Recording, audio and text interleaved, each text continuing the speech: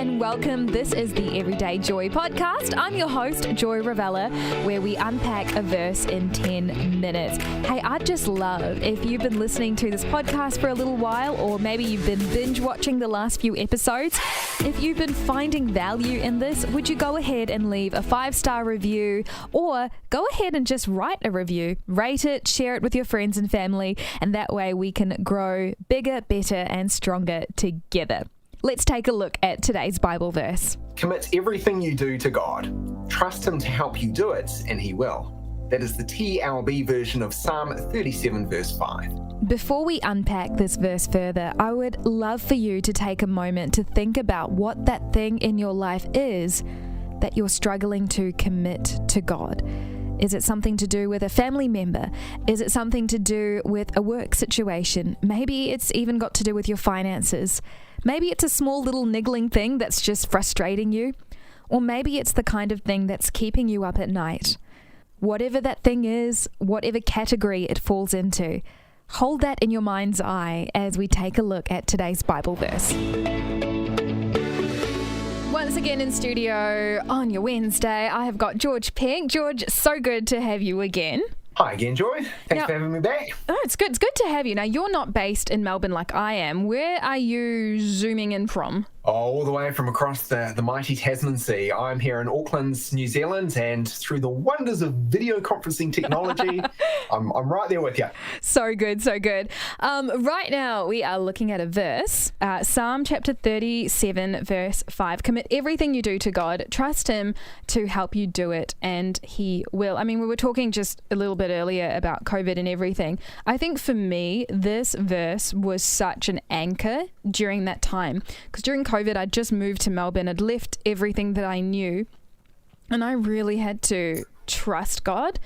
But looking at this verse, it reminded me that there was a step before trusting. Like, I needed to commit things to God and trust Him. Like, they went hand in hand. I couldn't trust God to work things out while also holding on to everything as well. So I think for me, that's what I think about when I read this verse. I think about a really difficult time in my life and how God really came through for me, and He did live out the words in this verse. What about you, George? How is this, what first impressions of this verse? Well, honestly, I'm thinking about Facebook event invitations, believe it or not. Specifically, I'm thinking about the awkwardness of the Facebook maybe. Now, Joy, I don't know if you have ever set up an event on Face E. You've invited your friends to it. Oh, my goodness. And then it can be horrible, right? It's the worst. And you know what? Once I decided to just do away with it altogether, and I'm like, I'm not going to let the guests see who else I've invited, because you can change that setting. Right. And no one clicked going. Because I think everyone wanted to know who else was going to help determine their decision. But I am also that person as well. I would say it's ironic that I'm complaining about this. You know, I'm thinking, people are so slow to respond, and then they click maybe at best, but actually that's what I do myself. So, this is ironic. So please commit, yes or no. Do you know, I think actually we click maybe because we're not very good at committing to stuff these days. And the start of that verse we're looking at says, commit everything you do to God. So this really is the opposite of a Facebook maybe. Actually, prior to chatting with you about this, Joy, I looked up another translation of that verse, and instead of saying commit everything you do to God, it said cast yourself and your life unreservedly on God, which I think maybe gives a sense of the sort of commitment that the writer of the psalm is talking about here, casting yourself and your life unreservedly on God. So that's my first impression. It's the significance of that very first word when it says commit. What do you think this verse tells you about what matters to God, or who He is? I think it tells me that God is trustworthy, because we can commit everything we do to God. We can commit our whole lives to Him because He can be trusted. David in the psalm says, trust Him to help you. And it wasn't just a nice theory for David. It was something that he had learned from his experience.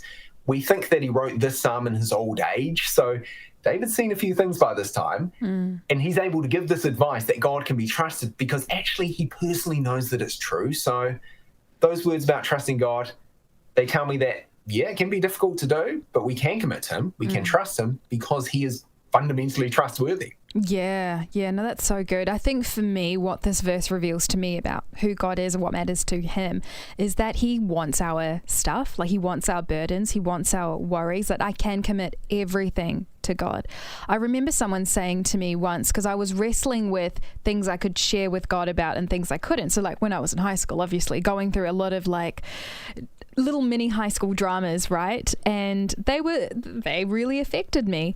But I always felt like it wasn't serious enough to take to God. And I remember someone saying to me, I think it was my youth pastor at the time, they said, listen, there's a verse that talks about committing everything to God, not just the big stuff, not just the small stuff, but everything, because in God's eyes, in a way, it's comforting. I mean, however you want to take it, but everything is small. But our big stuff, God can handle it. The small stuff, God can handle it. From his perspective, it's all small stuff. It's all manageable. He can carry it all.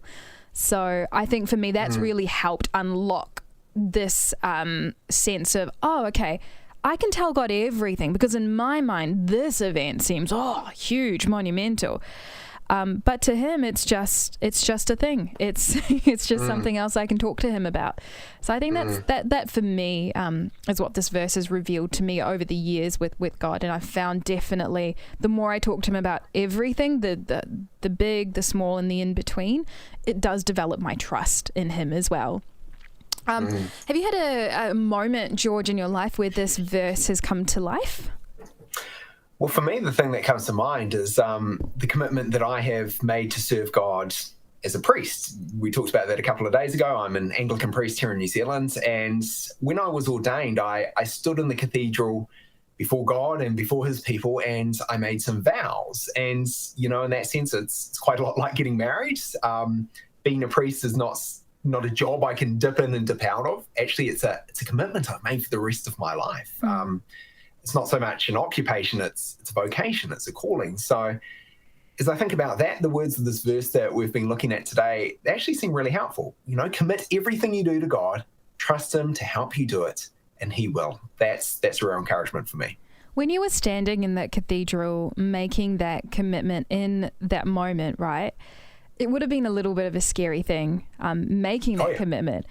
In that moment, what caused you to actually ultimately say that yes, despite not knowing what was going to happen after you made this commitment? I think the thing which had made the biggest difference or had been the biggest encouragement up until that point, and in that moment, perhaps in something I'm trying to hold on, moving into my future, whatever that looks like, is a sense of God's presence with me. That's what a lot of the prayers in the ordination service are about. They're actually about, hey, God is with you in this place, in this moment. And God doesn't leave me. God's going to keep being with me throughout the rest of my life. So I don't know what the future looks like. I don't know exactly how that vocation will be worked out in the coming years and the remaining decades of my life, but I know he's not going to leave me. At the start of this episode, I asked you to picture that thing in your mind that you're struggling to commit to God. Maybe it's a relationship, maybe it's a person, maybe it's a situation. I don't know what it is. But this verse, Psalm chapter 37, verse 5, says, commit everything you do to God. So whatever that thing is, this verse applies to it. I think we're really good at compartmentalizing and saying, yep, this goes into my talk to God about corner, this doesn't. This is a me thing. I can handle this. Or maybe you might be saying to yourself, I don't want to bother God with it. He cares for you. He cares about what's bothering you, big or small. And no matter what it is, you can commit that to God. Now, don't underestimate this moment. I'm going to slow it way down. We have moments in our lives where we stand before a priest in a church and we make some public declarations. Sometimes we make big decisions that involve banks and signing small printed contracts. But then there's another kind of commitment, the kind that can be made right now in these small, quiet moments between you and God. A powerful decision you can make to give whatever that is over to Him, to commit it to God. To say, I can't actually handle this anymore, or I don't want to do this alone anymore. I want you to look after this. And on the other side of that decision is freedom, peace, and of course, joy. Well, that wraps up today's episode of the Everyday Joy podcast. I cannot wait for tomorrow's episode. We'll once again get together, unpack a Bible verse, and find practical ways that you can use it in your everyday life. I can't wait. Catch up tomorrow.